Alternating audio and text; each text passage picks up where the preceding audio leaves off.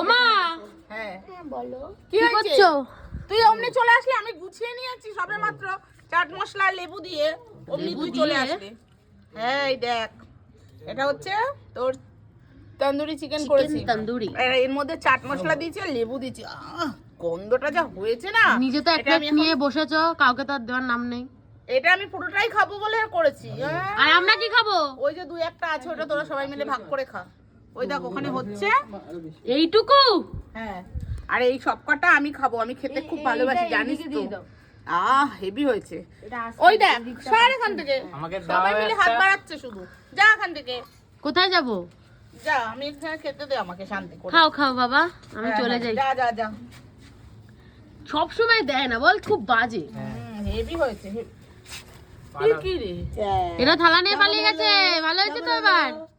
এবার আমি সোনা যখন চেয়েছিলাম এবার বলো।